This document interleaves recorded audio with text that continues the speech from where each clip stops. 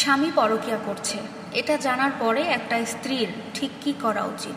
বিবাহিত জীবনে ভালোবাসা, আস্থা আর সম্মান, তিনটা স্তম্ভে গড়ে ওঠা একটা সুন্দর একটি সম্পর্ক। কিন্তু কখনো কখনো এই স্তম্ভগুলোর মধ্যে কোনো একটিতে যদি চির ধরে পড়ে, তখন কিন্তু এই সম্পর্কের ভবনে নড়বড় হয়ে যায়। স্বামীর পরকীয়া অর্থাৎ অন্য নারীর সঙ্গে প্রেমের সম্পর্ক, এটা কিন্তু অনেক জটিল একটা সমস্যা। আর এই জটিল একটা সমস্যা যে কোনো স্ত্রীর জন্য অনেক মানসিক আর খুব কষ্টদায়ক হতে পারে। এই পরিস্থিতিতে আবেগে ভেসে না গিয়ে, যে কোনো ধরনের কোনো ভুল সিদ্ধান্ত না নিয়ে ধৈর্য আর বুদ্ধিমত্তার সাথে প্রত্যেকটা স্ত্রীর উচিত পদক্ষেপ নেওয়া। স্বামী পরকীয়া করলে স্ত্রীর যা যা করণীয়, তার মধ্যে নাম্বার 1, তাড়াহুড়া করে কোনো রকম কোনো সিদ্ধান্ত নিতে যাবেন না। যখন জানতে পারবেন আপনার স্বামী পরকীয়ায় জড়িত, সর্বপ্রথম নিজেকে সংযত করুন। ওর কাছ থেকে কোনো কথা শুনে কিংবা অনুমানের উপর ভিত্তি করে কোনো সিদ্ধান্ত নিতে যাবেন না। আগে নিজে একেবারে 100% নিশ্চিত হন যে সত্যি আপনার স্বামী অন্য কোনো মেয়ের সাথে প্রেমের সম্পর্কে জড়িয়েছে কিনা, সে পরকীয়াতে লিপ্ত হয়েছে কিনা, নাকি আপনার কোথাও ভুল হচ্ছে। নাম্বার 2, প্রমাণ সংগ্রহ করুন।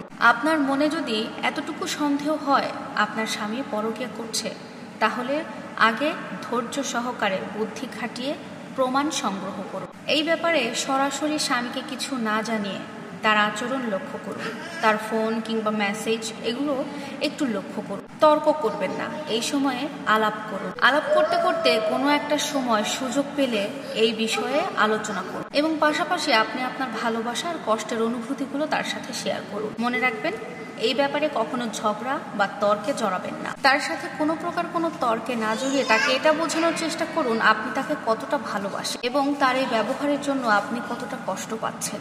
নাম্বার 4, নিজেকে মূল্য দিন। আপনার মানসিক শক্তি, আত্মসম্মান এবং সুখের অনেক মূল্য আছে। আপনি কিন্তু শুধুমাত্র একজন স্ত্রী নন, আপনি একজন নারী, একজন মানুষ। আর তাই নিজের প্রতি যত্নশীল হয়ে উঠুন। নিজের আত্মবিশ্বাসকে সবার প্রথমে গড়ে তুলুন। আপনার বাড়ির বিশ্বস্ত কেউ কিংবা বয়স্ক বড় কাউকে এই ব্যাপারে জানান। যদি এই ব্যাপারে আপনি নিজে কোনো সমাধান না করতে পারেন, তাহলে অবশ্যই আপনি বড় কাউকে জানাবেন, যে আপনার এই বিষয়টা বুঝতে পারবে এবং এই ব্যাপার থেকে আপনাকে সমাধানের জন্য চেষ্টা করবে। নাম্বার 6, কাউন্সিলিং বা থেরাপি নেওয়া। বর্তমান সোসাইটিতে অনেক সম্পর্ক, অনেক দম্পতি এরকম থেরাপিস্টের কাছে গিয়ে তারা সম্পর্কটা ঠিক করার চেষ্টা করছে। দুজনে মিলে অবশ্যই কোনো প্রফেশনাল কাউন্সিলিং এর কাছে যেতে পারেন। সন্তানের কথা একটু ভাবুন। আপনারা যদি বাবা মা হয়ে থাকেন, আপনাদের যদি সন্তান থেকে থাকে, তাহলে যে কোনো সিদ্ধান্ত নেওয়ার আগে অবশ্যই সন্তানের ভবিষ্যতের কথা চিন্তা করবেন। প্রত্যেকটা স্ত্রীর উচিত এরকম সমস্যার সম্মুখীন যদি হয়,